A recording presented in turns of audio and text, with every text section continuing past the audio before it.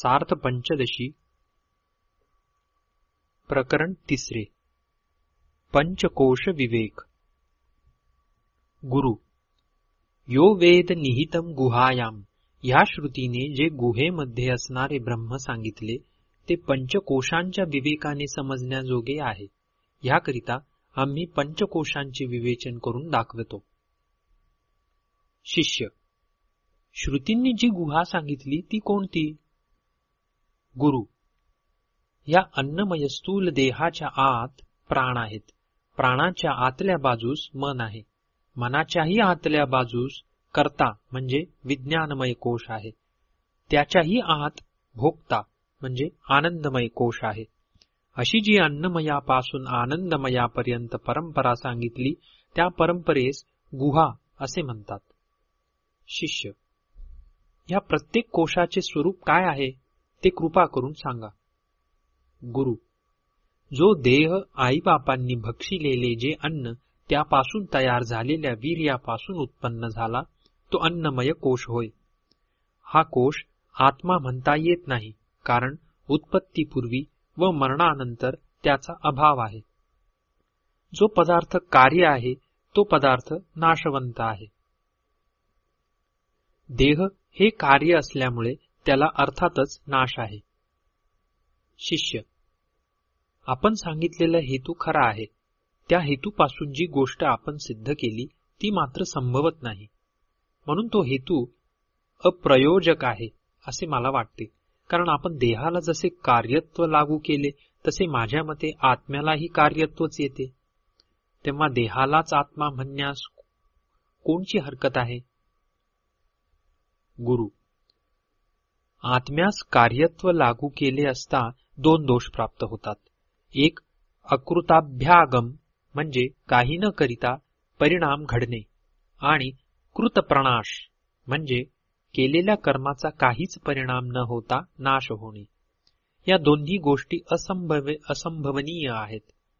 कारण या देहास जर तू आत्मा म्हणतोस तर हा देहात्मा पूर्वजन्मी नव्हता असे म्हणावे लागेल, आणि तसे समजल्यास ह्या जन्माची प्राप्ती कशी होईल?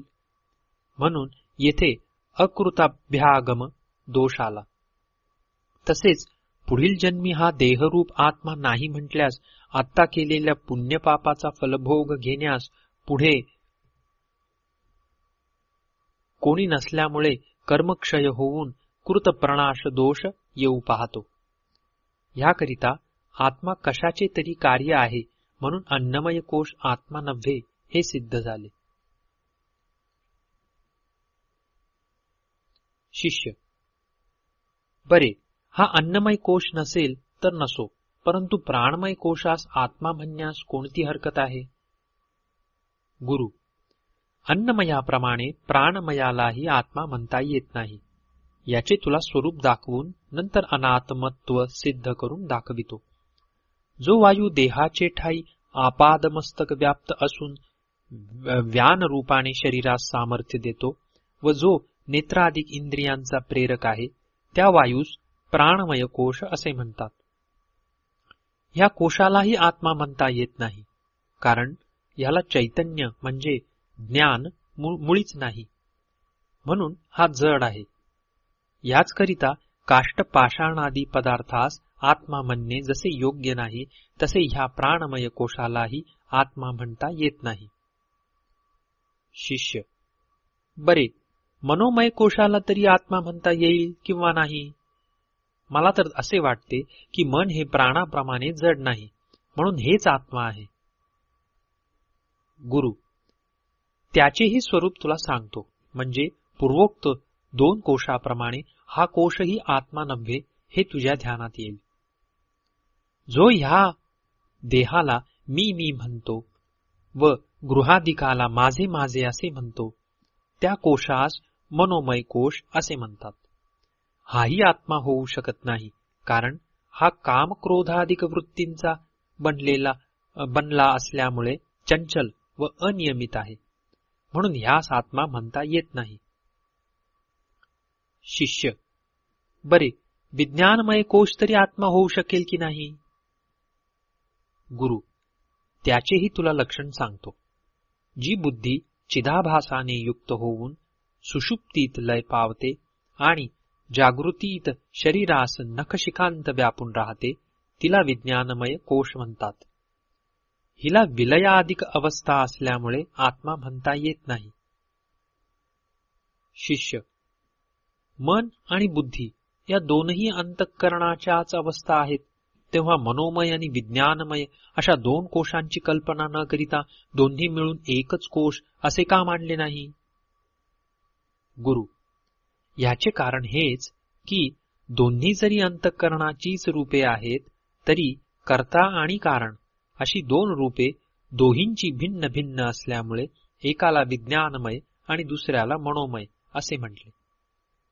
एकच अंतःकरण आत असताना कर्ता असतो आणि तोच बाहेर आल्यावर मन होते. म्हणून दोन कोशांची कल्पना जी केली ती योग्यच आहे. शिष्य, हे चारही कोश आत्मा नव्हे अशी माझ्या मनाची खात्री बरीच झाली, परंतु पाचवा जो आनंदमय कोश, ज्यास भोक्ता असे म्हणतात, तो मात्र आत्मा नव्हे असे कधी म्हणता येणार नाही. गुरु, त्याला देखील आत्मा म्हणता येत नाही. त्याचे तुला येथे लक्षण सांगतो, म्हणजे त्याचेही अनात्मत्व तुझ्या लक्षात येईल. पुण्यकर्माचे फल अनुभवित असता कोणी एक अंतःकरणाची वृत्ती अंतर्मुख होऊन तिजमध्ये आत्मस्वरूपाच्या आनंदाचे प्रतिबिंब पडते व तीच वृत्ती पुण्यभोग संपला म्हणजे निद्रारूपाने लय पावते. गुरु, ह्या वृत्तीसच आनंदमय कोश असे म्हणतात. ही वृत्ती अमुक काळपर्यंत राहणारी आहे, म्हणून ही अनित्य आहे. तिला आत्मा कसे म्हणता येईल? पण ह्या वृत्तीत ज्याचे प्रतिबिंब पडले अशी जी एक बिंबभूत वस्तू, तिला आत्मा म्हणता येईल, कारण ती सर्वदा सारखी राहणारी आहे. शिष्य, अन्नमयापासून आनंदमयापर्यंत सर्व पाचही कोश आत्मा नव्हे असे आपण सिद्ध करून दाखविले खरे, परंतु या पाच कोशांखेरीज सहावा कोणीच दिसत नाही. तेव्हा आपण जो आत्मा म्हणता तो कोठे आहे? गुरु, अरे, आनंदमयापासून अन्नमयापर्यंत पाचही कोश ज्याच्या अनुभवास आले तोच आमचा आत्मा. तो नाही असे म्हणता येईल काय? शिष्य, तुम्ही जो आत्मा सांगता तो जर खरोखर असता तर आमच्या अनुभवास आला असता. ज्या अर्थी अनुभवास येत नाही त्या अर्थी तो नाहीच असे म्हटले पाहिजे. गुरु, आम्ही जो पंचकोशांचा साक्षी सांगितला तो स्वतः अनुरूपच असल्यामुळे तो अनुभवास विषय होऊ शकत नाही. याचे कारण असे आहे की तेथे ज्ञाता व ज्ञान दोन्हीही नसल्यामुळे तो ज्ञानास विषय होत नाही. तथापि त्याचे अस्तित्व कोठे जाईल? पूर्वोक्त पंचकोश ज्याच्या अनुभवास आले तो साक्षी असलाच पाहिजे. ह्याला एक दृष्टांत देतो, म्हणजे अनुभव रूप आत्म्याला अनुभव विषयत्व संभवत नाही हे तुला स्पष्टपणे समजून येईल. साखर व लिंबू ह्यासारखे जे स्वभावतः अनुक्रमे गोड व आंबट पदार्थ आहेत, ते दुसऱ्या पिठासारख्या किंवा पाण्यासारख्या पदार्थात मिश्र केले असता त्या पिठास किंवा पाण्यास गोडी किंवा आंबटपणा येतो. परंतु त्या साखरेस व लिंबास गोड किंवा आंबट करण्यास पिष्टादी पदार्थ समर्थ नाहीत, कारण ते स्वभावतः गोड व आंबट असल्यामुळे दुसऱ्या पदार्थांच्या मिश्रणाची त्यास गरजच नाही. त्याप्रमाणे आत्मा हा अनुभवास विषय जरी न झाला तरी स्वतःसिद्ध तो बोधरूप असल्यामुळे त्याचे अस्तित्व कधीही नाहीसे करता येणार नाही. यास श्रुतीचे प्रमाणही आहे. हा पुरुष स्वयं ज्योती आहे. सर्व विषयांच्या पूर्वी हा भासतो. असा जो भासमान आत्मा, त्याला अनुसरूनच सर्व जगत भासते, म्हणून त्याच्या प्रकाशानेच सर्व पदार्थ भासतात. इत्यादी श्रुती वाक्ये आत्म्याचे स्वप्रकाशत्व सुचवितात. आणखी दुसरीही अशीच प्रमाणे आहेत, जेणेकरून हे सर्व जग जाणते. त्या आत्म्याला जाणण्यास कोण समर्थ आहे? अरे, हा जो सर्व जगाचा साक्षी, ह्याला कोण जाणू शकेल? मनाने ह्याला जाणता येईल अशी कोणी शंका घेईल तर याचवर आमचे हेच सांगणे की आत्माखेरीज करून बाकीच्या सर्व पदार्थास जाणण्यास मात्र मन समर्थ आहे. परंतु मनाचाही साक्षी जो आत्मा, त्याला जाणण्यास ते कधी समर्थ होणार नाही. तसेच आणखीही 2 प्रमाणे तुला सांगतो. जे जाणण्यास योग्य आहे ते सर्व तो जाणतो. त्याला जाणणारा दुसरा कोणीच नाही. ते ब्रह्म ज्ञात पदार्थ आणि अज्ञात पदार्थ याहून अगदी भिन्न असून केवळ बोध स्वरूप आहे. शिष्य, ज्ञात आणि अज्ञात पदार्थांखेरीज बोध म्हणून जो तुम्ही म्हणता तो तरी अनुभवास कोठे येतो? गुरु, घटाधिकाच्या बोधाविषयी अनुभव प्रत्यक्ष होत असून जो मनुष्य तसा अनुभव नाही म्हणतो त्याला मनुष्य तरी कसे म्हणावे? तो केवळ मनुष्याच्या आकृतीचा पाषाणच आहे असे म्हटले पाहिजे. अशा दगडाला शास्त्राने बोध तरी कसा करावा? अरे, मला जिव्हा आहे की नाही असे जर कोणी पुसेल तर ते पुसणे केवळ लाजिरवाणे आहे. कारण जिव्हे वाचून तसे पुसता येईल का कसे? त्याप्रमाणे बोधाचा मला अनुभव नाही असे म्हणणे देखील मूढपणाचे नव्हे काय? शिष्य, बरे, आपण म्हणता तसेच का होईना, परंतु प्रस्तुत जे आमचे ब्रह्मज्ञानाचे बोलणे चालले आहे त्याची सिद्धता कशी झाली? गुरु, ज्या ज्या पदार्थाचे ज्ञान होते त्या त्या पदार्थाची उपेक्षा करून बाकी राहिलेले जे केवळ ज्ञान तेच ब्रह्म व असे जे पक्के समजणे त्यालाच ब्रह्मज्ञान म्हणतात.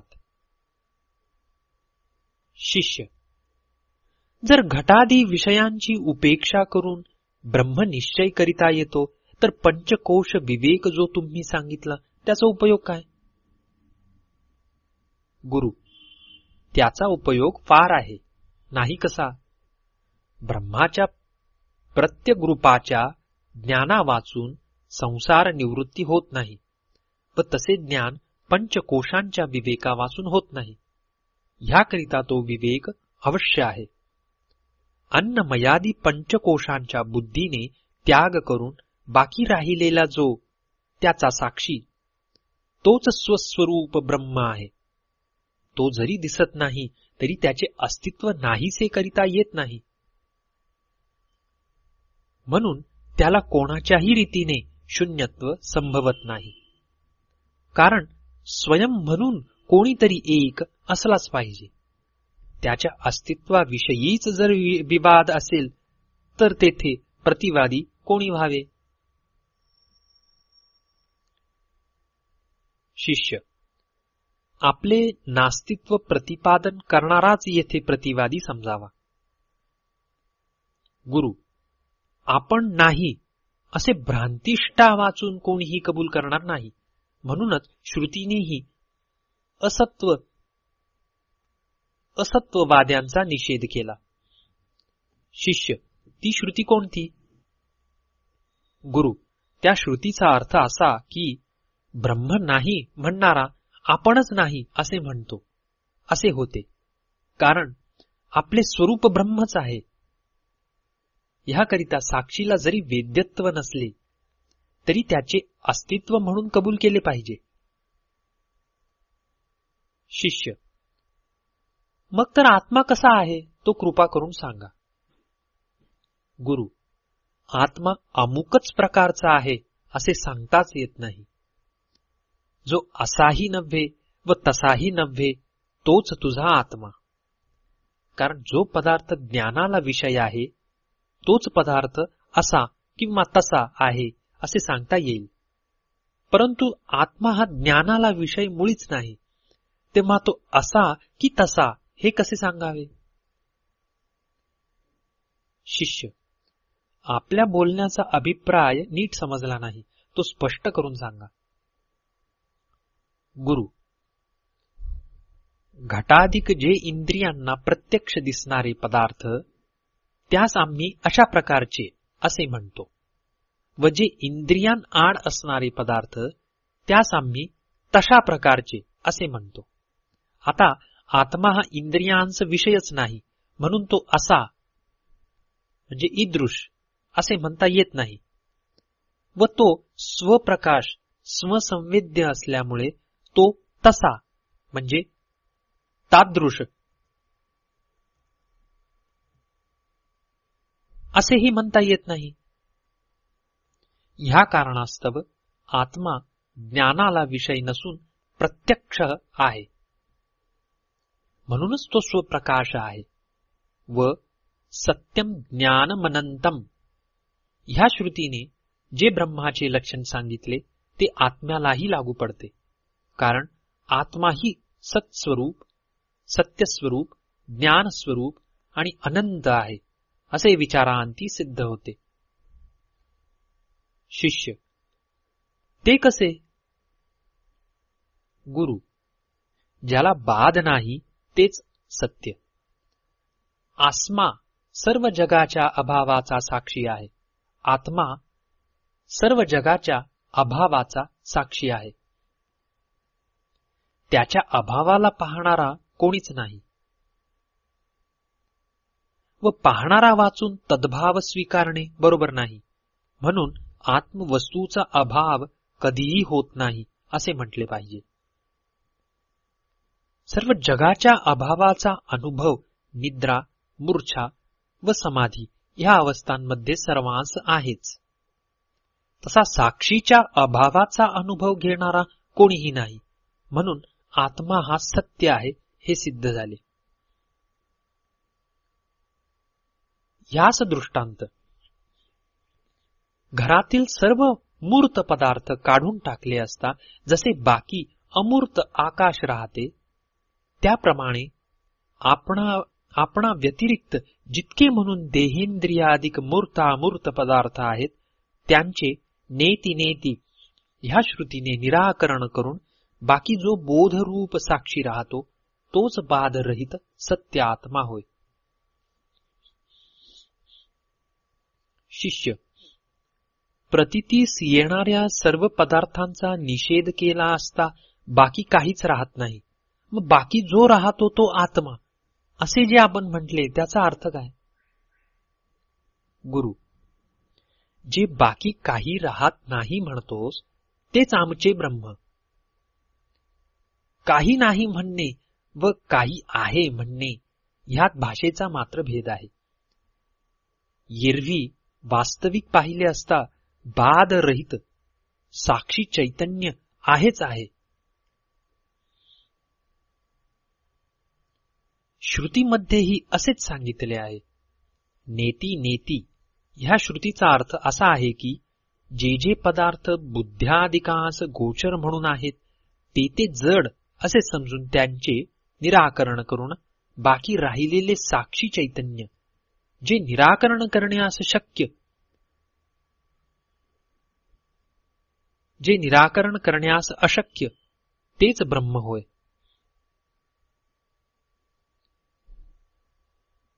शिष्य. नेती नेती ह्या श्रुतीने बाधित होणारा पदार्थ कोणता व बाधित न होणारा पदार्थ कोणता? गुरु. जितके म्हणून हे अशा दर्शक नामास गोचर होणारे पदार्थ आहेत त्यांचा निषेध करणे शक्य आहे, आणि जी वस्तू ही अमुकच अशा रीतीने दाखविता येत नाही तिचा निषेध करणे अशक्य आहे. अशी वस्तू सर्वांचा साक्षी जो बाधवर्जित आत्मा तो एकच आहे. ह्याप्रमाणे ब्रह्माच्या लक्षणात जे सत्यत्व सांगितले ते आत्म्यास कसे लागू पडते ते येथे सिद्ध करून दाखविले.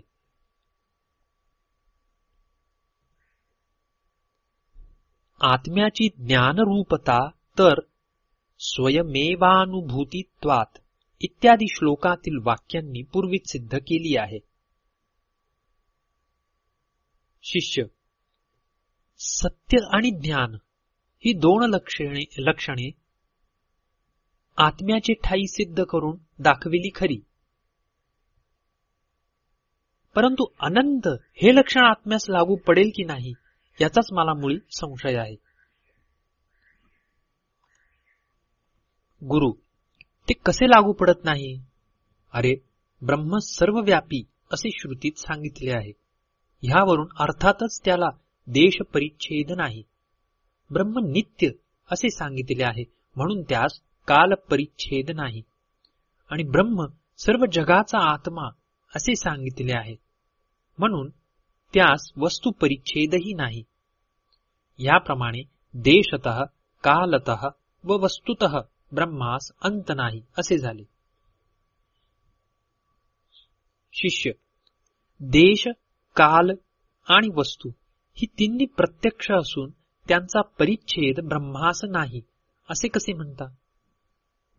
गुरु, असे नात बापडी, ती असली तरी माया कल्पित मिथ्या असल्यामुळे त्यापासून ब्रह्माच्या अनंतपणास मुळीच हानी नाही.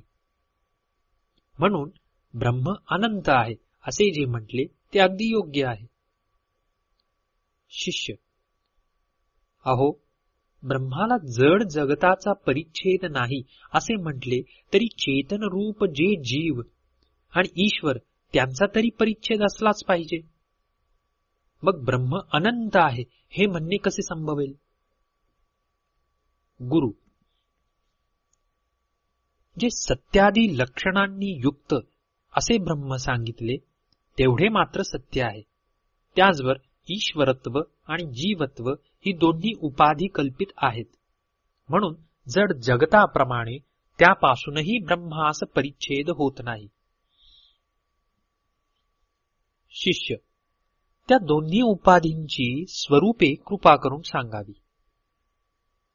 गुरु, पृथिव्यादी सर्व वस्तूंचे नियमन करणारी अशी कोणी एक ईश्वराची अनिर्वचनीय शक्ती आहे. शिष्य, तर मग ती का दिसत नाही? गुरु, आनंदमयापासून सर्व ब्रह्मांडापर्यंत ती गुप्त रूपाने आहे म्हणून दिसत नाही. शिष्य, ती जर दिसत नाही तर ती आहे असे तरी कसे म्हणावे? गुरु, अरे, ती जर नसेल तर पृथिव्यादी तत्वांचे जे काठिन्यादी धर्म त्यांची व्यवस्थाच लागणार नाही. इतकेच नव्हे तर त्या धर्मांचे परस्पर सांकर्य होऊन जगाची स्थितीच राहणार नाही.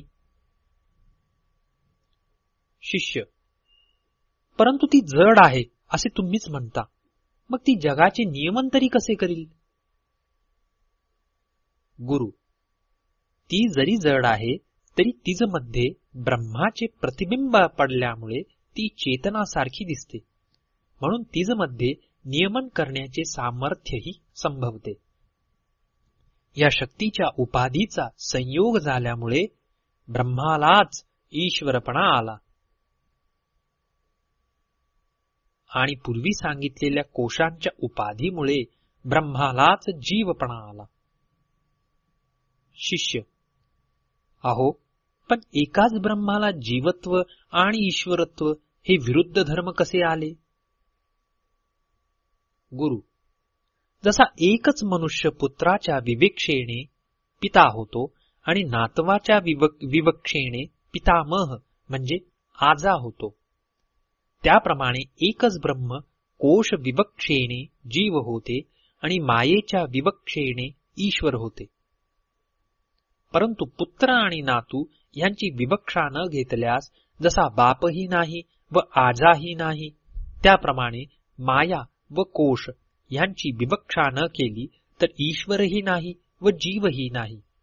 ह्या रीतीने जो ब्रह्म जाणतो तो स्वतःच ब्रह्मच होतो. आता ज्या अर्थी ब्रह्माला जन्म नाही त्या अर्थी त्यालाही पुनर्जन्म नाही हे सिद्ध झाले. इति पंचकोश विवेकः समाप्तः.